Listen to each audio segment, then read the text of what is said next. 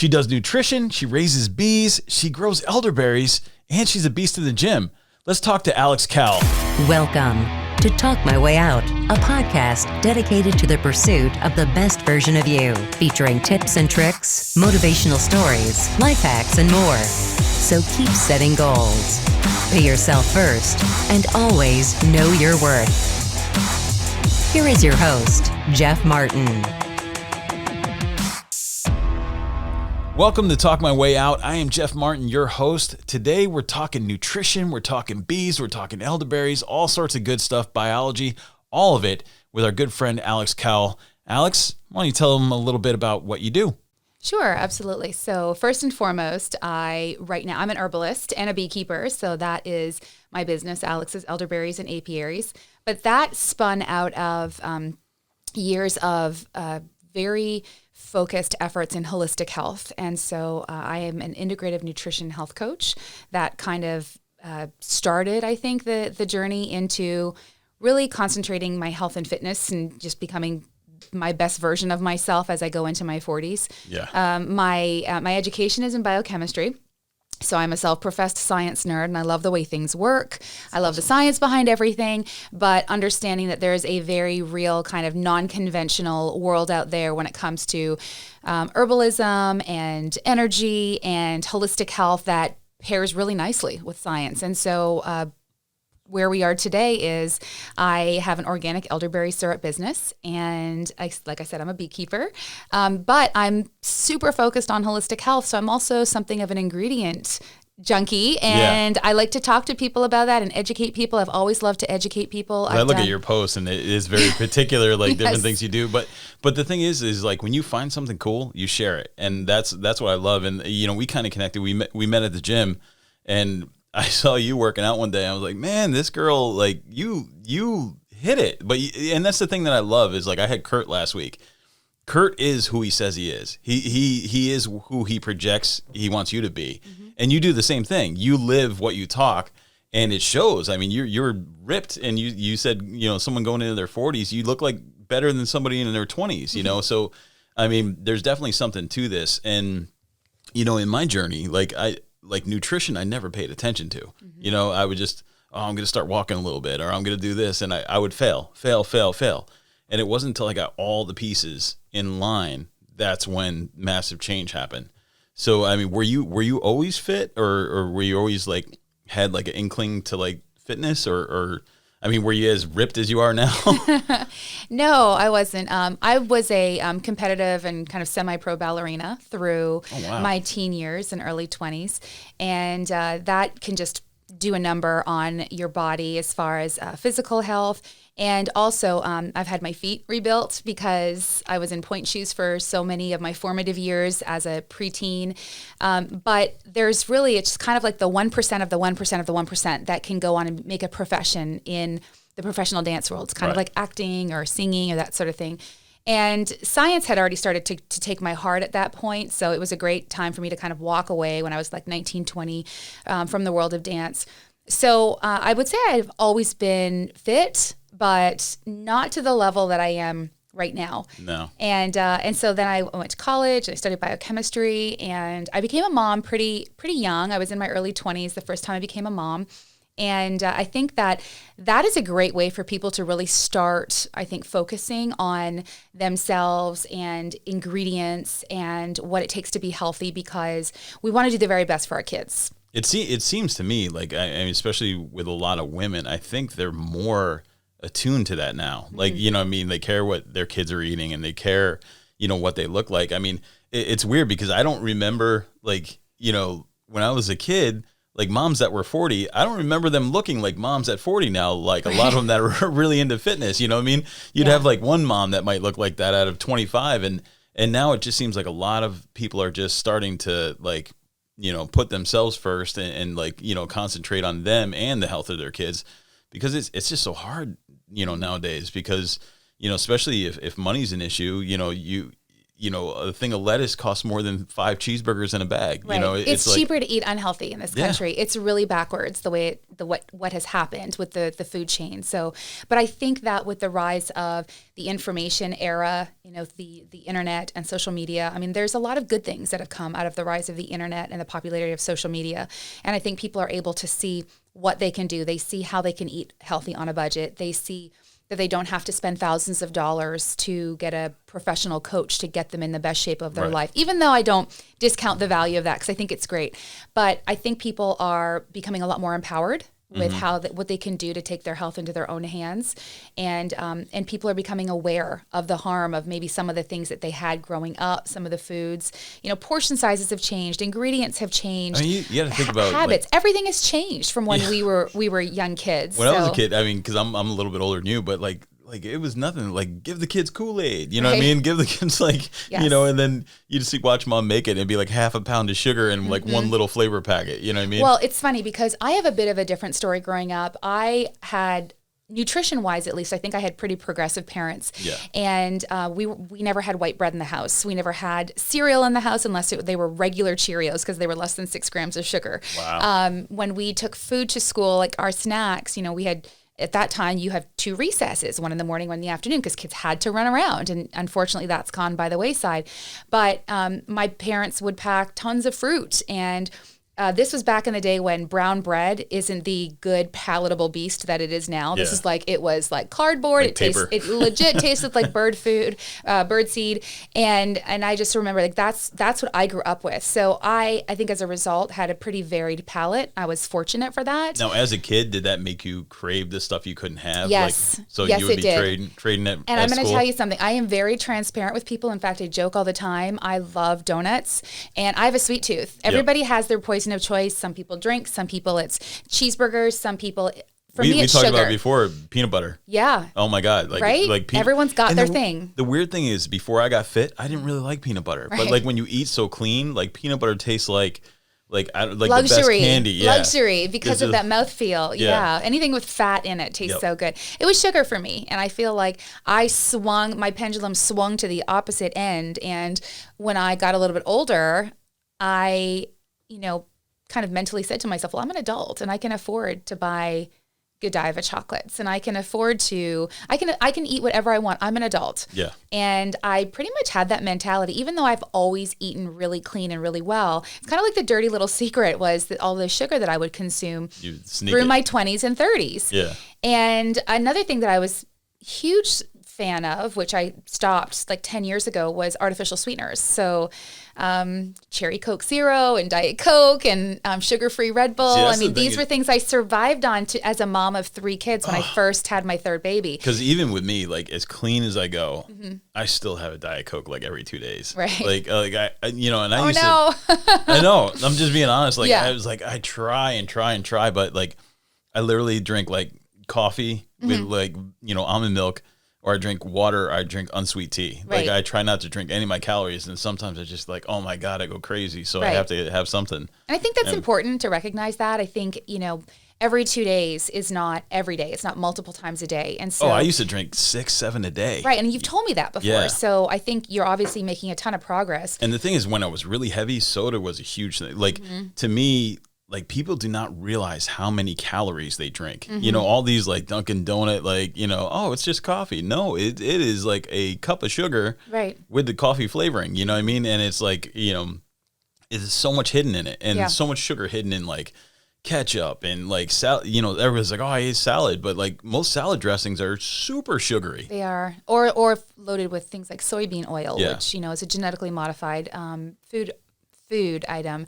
But I think that the big thing where the diet industry has really done a huge disservice to the American public is thinking that when you eat sugar-free or fat-free, that you are doing something beneficial for your body. No. And this is not talking about you taking a Diet Coke as your treat every 2 days, because I just told you I eat donuts. But I think that the thing is that I would say to people, I would rather you drink half of a soda with real sugar in it than to drink a diet soda because of the poisons and the health risks associated with artificial sweeteners. I just made a post about this the other day. And I know it ruffles feathers because, people only look at calories and it's not, and just like we tell people, don't look just at the number on the scale.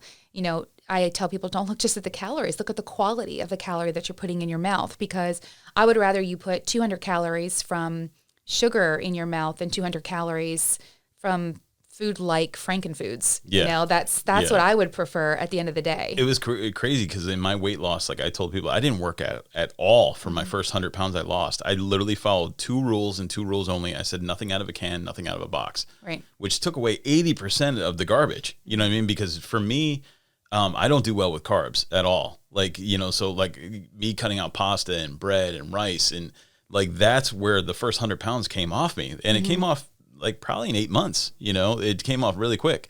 And then I just kind of hit a wall, and that's when I had to start like eating better and getting moving. And you stuff weren't like exercising at that time, you said, right?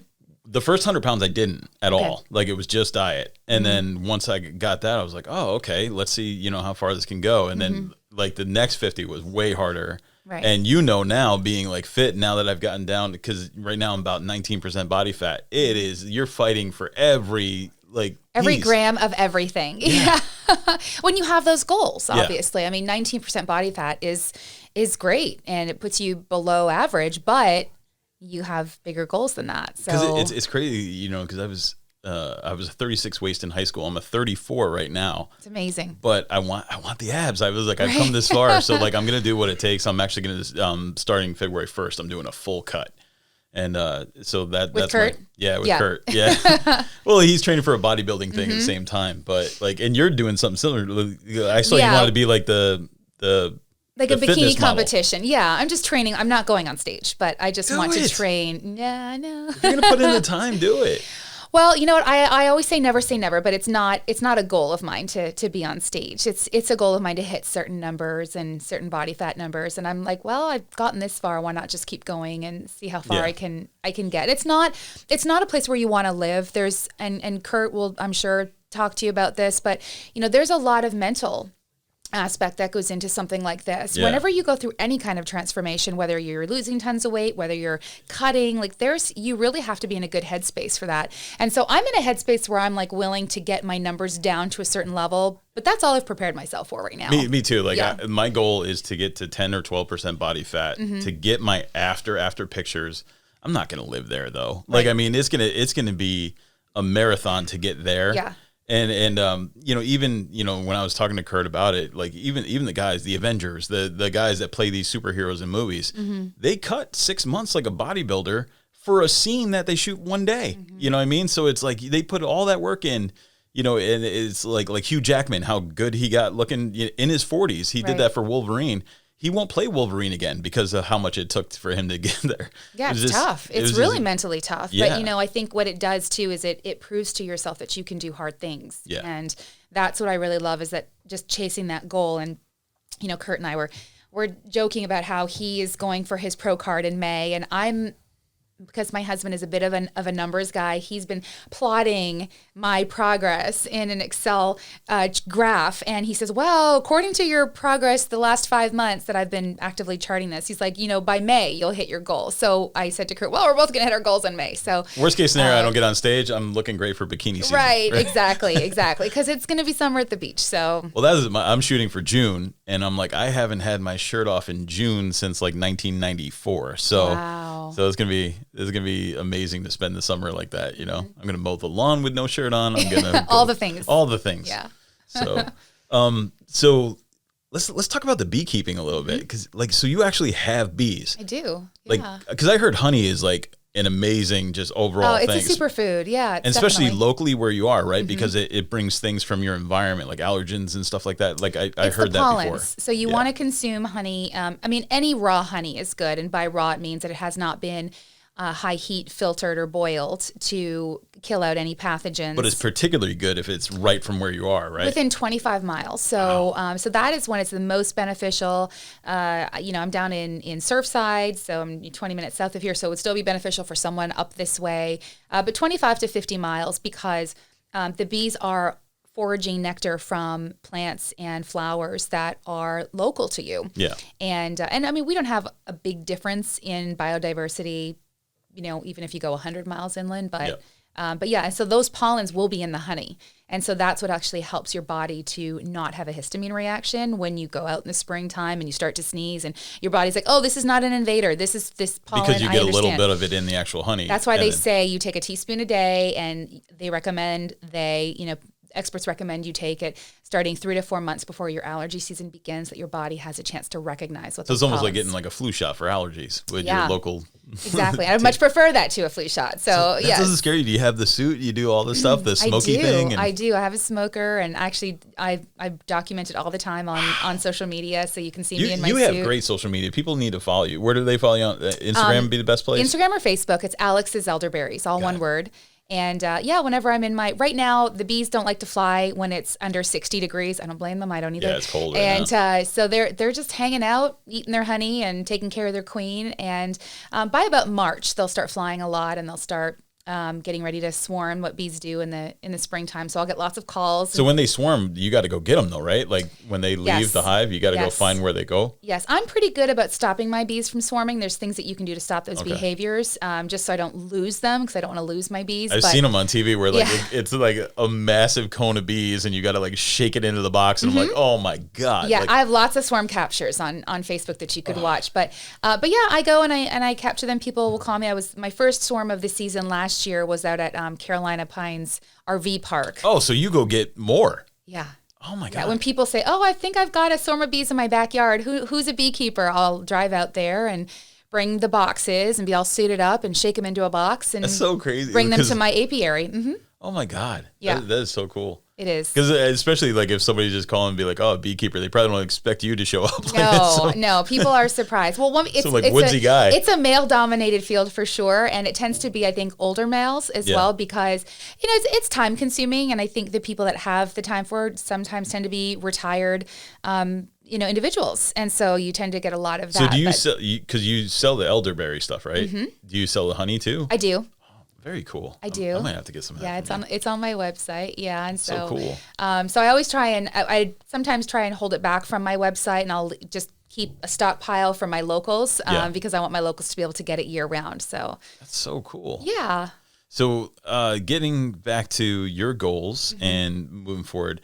So how strict are you, being like a nutrition person? Right. Like how strict are you with yourself? Like do you give yourself any leeway, or you hold pretty? Because people ask me, like, I'm so happy to have you here, because I literally get so many women. Mm-hmm. Like, you think guys would be like, dude, I want to do what you did in my 40s, like you're an inspiration and stuff like that.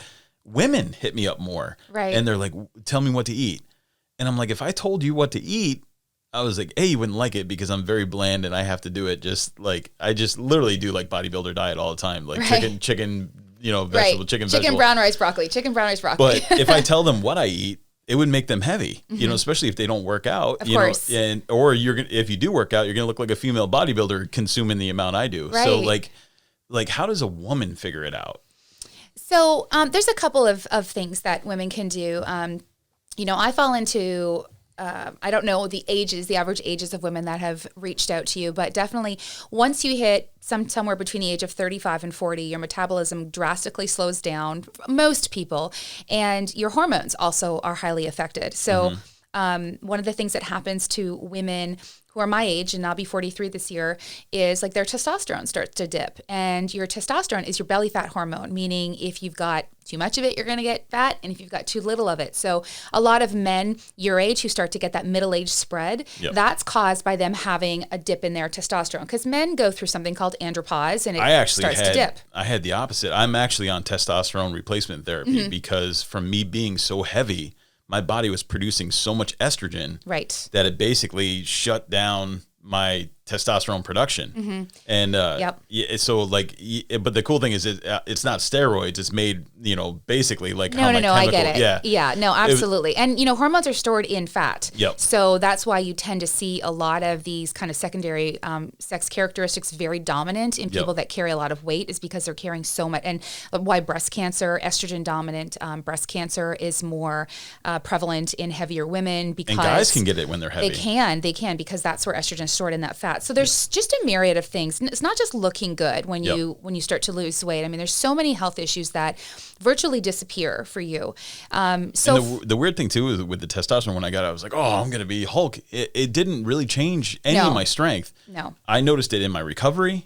And it's like when you worked out when you were a kid, like you could work out like crazy and not be sore the next day. Right. That's where I noticed it. My sleep was better. And I think probably quicker thinking and stuff like that. But I didn't really performance wise really notice anything. Right. You know? Yeah. And, you know, you may not have been really low in testosterone to have noticed that. Like a lot of people, a lot of men anyways, and women too, they'll say, I'm always tired. I was actually really low. It was a funny story because like the scale, like 300 to 800, I came back like 313. He's like, whoa. He's like, you've been putting some work into the gym. I was like, why? He goes, because chemically you're a really strong woman. So it's like, you're like, oh, thanks, I think. Yeah. But but literally just, 6 weeks later, getting it dialed into perfectly, I'm perfectly like, a 20-year-old male. Yes.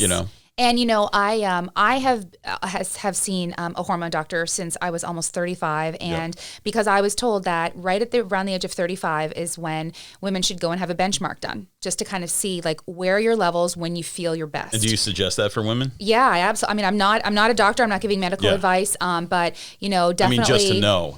Definitely get that baseline done. Unfortunately, a lot of health insurance companies don't cover hormone doctors for bioidentical hormones. And I always recommend that as close to nature as possible, so you're not taking synthetic hormones. Right. And we have a handful of doctors around here that do BHRT, which is amazing. Yep. And so start at 35, and then every year just go and get your benchmark done. And then when your levels start to get wonky or you're starting to feel off, you can take a look and say, okay, what's changed?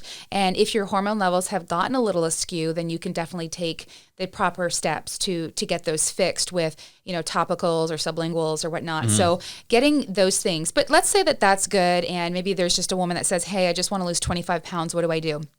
So one of the most common things when I was actively health coaching, because I did that as a profession for a couple of years, the most common thing that I see with women is they want to just run their tushies off. They want to run. They want to do cardio. They want to get on that stepper and stay on it for an hour. But cardio, I always say, and this is not really true, this is just me being sarcastic, I always say cardio makes me fat. And the reason I say that is because my body hangs on to everything when I run cardio. I'm not saying anything about the marathoners and the people that are so dialed into their macros, they know what to do, they know how to lose. But for people that are just looking to lose weight, starting with nutrition and then going to lifting, to me are the two first steps that people should look at, and not it's so weird not cardio. You said that is essentially what I did. Like I got the nutrition in place, but my real change where it went boom was when I started throwing muscle on, when I started lifting as heavy as I could. Yeah. And the other thing too, like I even noticed, like a lot of times I see women, they're not lifting heavy enough. Like they think that they're going to get big and bulky, and like it all balances out. Like nutrition, you got to eat a ton of, like, because you're a very muscular woman. You have to eat more than the average lady to maintain where you're at. Right. And it's not just the weights you're lifting. Like you have to fuel it. You know what I mean? So it's like if you have a bigger engine, you need more gas. Right. So like I see so many women not like going way lighter than they could. You know what I mean? So like you could get so much more out of the time you're putting in if you really push yourself, Yeah. Well, and I think there's a couple reasons for that. Being at ISI for the last 4 or 5 months and just kind of observing, and also being at just a traditional gym for years before that and just watching. I think the first thing is women don't know necessarily. I don't want to stereotype and say all women, because I know there's going to be women listening to this going, I know what to do in the gym. And I do too. Yeah. But I think in general, someone walking into the gym for the first time, or someone walking into the gym and not having been focused on weights before, it's intimidating. First of all, you walk in there and there's a bunch of guys like, your size, or like Kurt, and they're lifting heavy, and they kind of don't know what to do. Right. So the first thing is like a lack of education. The second thing is there is that preconceived notion that, I'm going to get big if I lift heavy. And, and that's far from the truth. Because you do have to fuel it. The third thing is women tend to not eat enough protein. Either just by virtue of the fact that, hey, I'm just going to eat lots of salads or whatnot. I mean, because I have friends that are women. They're like, oh, I had a protein shake. I'm like, that's not enough. No, like, it's not. And, and when I was actively health coaching with people who were active on a daily basis, my rule of thumb was always 0.75 to 1 gram of protein per pound of body weight for women, and 1 to 1.5 grams of protein per pound of body weight for men. Yep. And so, like, for me, that means that I'm eating 150 grams of protein in a day. That's a lot, considering a chicken breast is 40 grams of protein. And I eat like 225 to 250. And and that's the thing. If you are exercising, you will burn that off. That's muscle. I mean, protein feeds muscle, obviously. So that's really, really important. So I think that with women, it's important for them to find out how much they should be eating. I would say probably 95% of the women that I've started coaching were under eating. And they think it's being in a calorie deficit that's going to help them. For me, I actually found that bringing my calories up about 400 calories was what got me really dropping my body fat quickly. Yeah, because you burn just burning the protein. Yeah. Like, I try to tell people all the time, they're like, oh, I'll always be hungry. I'm like, I'm never hungry. I'm never hungry. Anything, it's a burden to eat this much, right? I don't want to eat that much. Yes. Because I try to tell people, I was like, a normal day, will be either like steel cut oatmeal, like 4 egg whites, like hard boiled egg whites, or I'll have like 4 strips of turkey bacon, then at least probably 4 chicken breasts throughout the day, maybe a pound of broccoli, maybe. And I'm like, this huge amount. So much food. It's like if so much. You ever look at Dwayne Johnson, he eats like 5,000 to 8,000 calories a day. It's a whole table. This whole table would be covered. Well, how else do you keep all that muscle fed? You have to. And you have to feed yourself. And, one of the things that has really big changes for me has been the drop in body fat and the increase in BMR, in basal metabolic rate. So I've come up almost 150 points in BMR. So that means that just at rest, my body is burning that much more and that much more efficiently than it did 5 months ago when I started at ISI. Right. And, and I tell people that the numbers are great to make sure that your roadmap is being laid out properly, but it's not something to obsess about because, from when I started ISI in August until today, I've put on 9 pounds. Yeah. And so, I started in the 120s and I'm up into the mid 130s now. And majority of that has been muscle because I've actively had fat loss that whole time. And it's so crazy. Like people get so fixated on the scale. Mm-hmm. And even me, like I normally didn't weigh myself like every 6 weeks, because I would just go crazy about it. But when I was doing the final push to get the weight loss surgery, the skin removal surgery, mm-hmm. I went strict on everything. Like I measured every single thing, worked my ass off in the gym. And then I finally weighed myself and I lost 1 pound. And I was like, are you kidding me? And it was like, I don't think I weighed myself for like 90 days. Once I did the scan, I had lost 7 pounds of fat and put 6 pounds of muscle on. Right. So there was really like a deficit, like a difference of like 13 pounds, mm-hmm. But it was just like. As one's coming up, one's coming down. Yeah. So it may not, that's why you have to kind of look at the whole picture. That's the great thing about body composition scales, before and after pictures, taking your measurements, using it and I'm always an advocate for a holistic approach, and also when all of that is said and done and you put it aside, it's how do you feel? How are you sleeping? What are your moods like?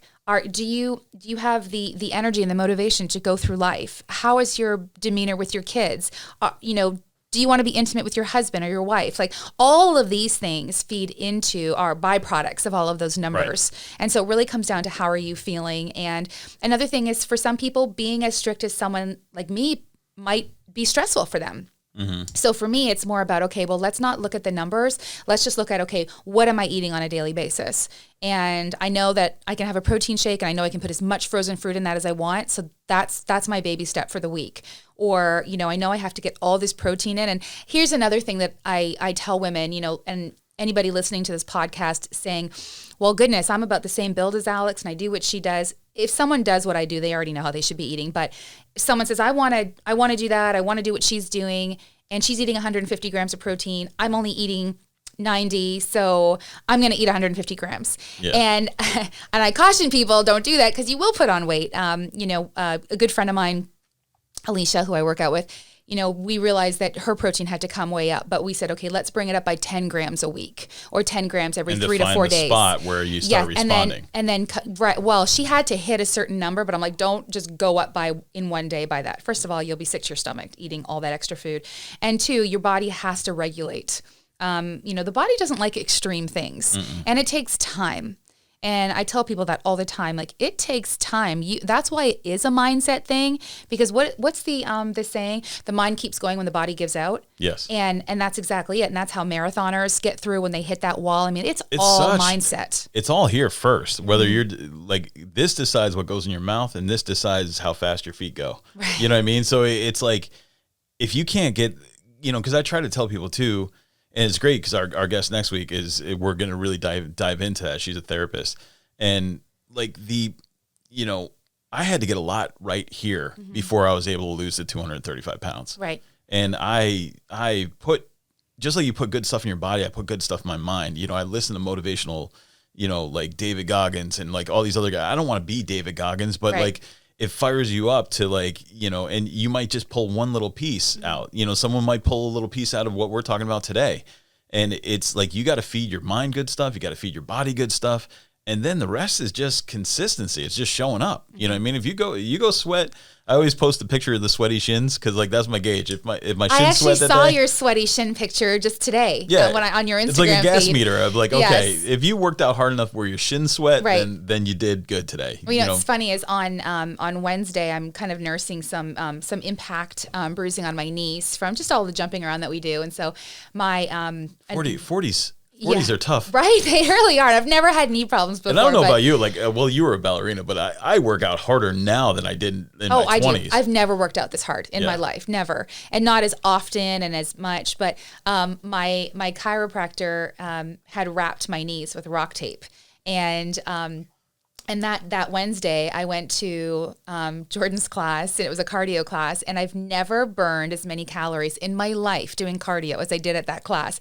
And my rock tape, and that stuff like sticks to your skin. I mean, it's like it has teeth and it grips your skin, and it literally just peeled right off halfway through the session, just fell off from the sweat on my knees and my shins. And like that's how hard we were working. Yeah. So yeah, I get the sweaty shin analogy because I'm like, that just happened to me on Wednesday. Well, it's weird to me because when it seems counterintuitive. When I was a heavy guy, I wasn't a sweaty guy, but now I have all this muscle. It sweats like crazy. Like I just like I get drenched, like my arms, my face, like, and the other thing too is like I'm cold all the time now. Like I'm always cold. Like I used to be a polar bear, and it's just weird. Like the thing. And like I said in one episode, I feel like I have ghost belly. Like I'll go buy something, and I think I'm gonna hit something, and I'm like a foot and a half back. So yeah, I mean that's again, the mind just plays tricks on you. So it really does. Yeah. So you're not going to do the fitness lady contest thing? I think you would do well. No, like I said, I never say never, but it was not even on my radar. I just I needed a goal to go after. I think you could do it. Well, thank you. I really do, because you work very, very hard. I do. Like like that's how we ended up becoming friends, because we both saw like how hard we work.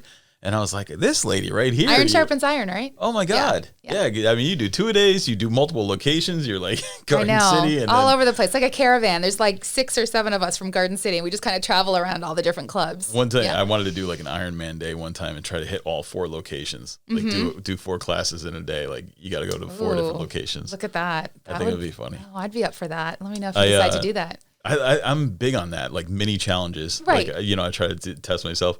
And it was so funny because David Goggins posted the 4x4x48, which you have to run or walk 4 miles every 4 hours for 48 hours. Oof. So that means you got to get up at midnight. You got to get up at 4 a.m. So I was all excited, and Kurt's kind of like my main guy. I go to. I was like, Kurt, I'm going to do this, and he's like, as your coach, I highly advise against that. He goes, you have lots of heart, but I don't think you don't that's a have good to idea. do every challenge, right? So, have you heard of 75 Hard? What is that? So 75, I wish I could remember the guy who came up with it. And there's actually a group here in Myrtle Beach that has like a support group. And it's basically doing some very hard things for 75 days. And you've probably got half of them accomplished, like me. One of them is like you work out twice in a day. And the workouts I think have to be like at least 6 hours apart. So you can't do back-to-backs. Yeah. Drinking a gallon of water a day, listening to something for your brain, like some sort of a podcast or motivation. I had all once that a day. by Tuesday. Right, exactly. But it also, you have to cut out, I think, all refined sugars, and the food thing is what would get me. Yeah. Because, circling back to what you asked me about how strict I am. So I use my Fitness Pal. And I think, from gauging from some of the guys that we talk to in the gym, I think that my calories are right around exactly half what you guys consume, and which is still a lot of calories for me, but it's about half of what you consume. And I do put everything in there. I don't stress if I'm a couple hundred calories over. It happens a lot. I feel like you work out so much too. Like, I do. And I don't adjust for double workouts and that sort of thing. See, that's what I do with the Diet Cokes. I'm like, when I have one every Tuesday, I was like, dude, you drink a gallon of water a day, you'll flush that right out. You know, but it's still, you wouldn't put oil in your gas tank. You know what I mean? Like of your car. That's kind of how I feel. I feel like when you work so hard, when we spend the money to attend these elite training facilities, and and we're doing other things like the money we spend on food and being so dedicated, and entering Spartans and that sort of thing. When you're doing all that, there needs to be, and I'm not necessarily talking about like a Diet Coke every couple weeks. It's going. But I'm letting it go. I'm letting it go for the cut. There needs to be a trigger in your head that says, why would I undo even a little bit of this progress? True. With something like that. And I always tell people, listen, if you're gonna indulge in whole foods. Yep. Eat that butter or eat that sugar or whatever, but like keep the chemical stuff like out of your system, and just like I say, even Dunkin' Donuts has decided not to use artificial dyes in their sprinkles and frosting now. Like that's a big deal. I mean, this is Dunkin'. So I'm not justifying my love of donuts, but you have to have that treat. But so if you're going to treat yourself, make it high quality. Make it something that you're going to enjoy. Make it something that's going to feel good on the tongue. That's not going to chemically alter you in any way, and make it good, make it great. No, I know you do both because I've seen you at both when I've done both. Do you like the morning workouts better or afternoon? If you had to choose one. So I'm a 5 a.m.er. Yeah. And God, you go before me. Yeah. I will say that I've been doing that since July, August. What time you leave? Like 3:45. I wake up. Yes. I leave at 4:30, and I will tell you, it never gets easier. I never enjoy it more. But I'm glad to have it done when it's done. I feel it's rewarding to get it done. It is. Like it literally, the motto of the show is pay yourself first and know your worth. Like, I think there's so many people that go to jobs they don't like, and you'll go sit there and do it. It's like, pay yourself before you go there. Right. You know what I mean? And like, I was listening to a podcast with Jocko Willink. He was like SEAL trainer, like, just badass guy, and he said, he's like, first test of the day is that alarm clock. He's like, do you snooze or do you get up? He's like, that's your first test. I heard him say that once, and I am not a snoozer. I never press snooze. Oh, me either. I wake up before the alarm most of the time. Mine's set for 5 a.m. every day, and most of the time I'm up at 4:30. I can get up before 5 a.m. 3:45. That alarm is waking me up, and there's always that moment. I'm not gonna lie. I've worked out almost every single day since August, and right now I'm doing this January rings challenge, so I haven't had a true rest day in the whole month, and I cannot wait for February 1st because I'm legit going to sit on the couch and do nothing.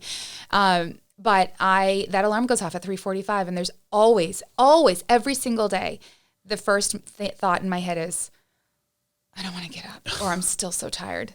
But and then I'm like, okay, stop. When you conquer that, though, the rest of your day, like, you just feel empowered. Like, it's done. I really do, because you're like, anything I do from here is extra credit. Right. You know what I mean? And like Jocko was saying, he goes, if you get it done, you get that, and you get in the office, and there's free donuts there. They're not even charging you. They're like, take as much as you want. Right. He's like, when you put that work on you, you're like, I'm good. Yeah. You know what I mean? And I think that is, it's valid, you know? No, it's very true. And for me, it's a necessity, or it doesn't get done otherwise. And I'm lucky because I do have a couple of great accountability partners. I can always find somebody to come with me and do a double, or someone who will be at the 5 a.m. that I work out with, who's as, avidly interested in my success as in their own. I've seen you online do 2, and I'm like, all right, I'm not going to be lazy. I'm going to do 2 today. Right, exactly. And that's why I think just Iron Sharpens Iron is such a great name for the facility, because that's exactly what we're doing, is sharpening each other. Exactly. And if I don't get that 5 a.m. in, I've got 3 kids who are in school 5 days face-to-face and have been, since the shutdowns. My daughter does team gymnastics. My boys play travel soccer. I've got piano lessons. I've got all these things. I'd have so many excuses to not be able to get it done. And then I would feel down on myself. And so now that second workout of the day is like my bonus. So you think that for moms, you think that's important to get it done? Like pay yourself first as a mom before you take care of it? Absolutely. I think that's the first thing. And I don't see how, and I'm not talking to moms who have babies that don't sleep through the night yet. That's a whole different beast, because you're really in like pure survival mode. Just be like, hey, cut to me for a second and then cut to her. Just pick it up to you're in pure survival mode. No? Yeah. So with moms that have babies, I mean, you're just in pure survival mode. You are trying to sleep. And we know that if you don't get enough sleep, it affects everything. That's another thing I'm a huge advocate of and some people say they make do with 5. Some people say they need 9. Robot. Listen, I really feel like you need 7 or 8. And some people are a little less or more, and I understand that. But if I don't get my sleep, and my husband knows this, I mean, I'm in bed by 8:30, 9 o'clock. I'm like a little old lady because 3:45 comes early. 4 o'clock comes early. You're like the female Mark Wahlberg. Like you like he gets up at like 3 a.m. Oh, does he? He spends special time alone. Then he goes to work out. Then he does all these things. And I've seen you do other things. Like you do yoga in like a hot sauna. Like you do all these like different things, man. Yeah. I mean, variety is the spice of life. I really do feel that. And I'm one of those people, and my husband is always like, Alex, you don't have time for that. I'm like, oh, but I do. Like, I'm always thinking of what's the next education. How can I be bettering myself next? What can I be learning next? And that's the key to it. It is. And because they always, like they say, it's very cliche, but if you're not growing, you're dying. Yep. And I really think that people need to have something to focus on and to move forward with. And, coming back to moms and dads, if they don't get that done during the morning hours when their babies are still in bed and their kids are still sleeping. I mean, my kids get up at 6:30, so going to a 5 a.m. workout, getting home at 6:15, I can still get them up.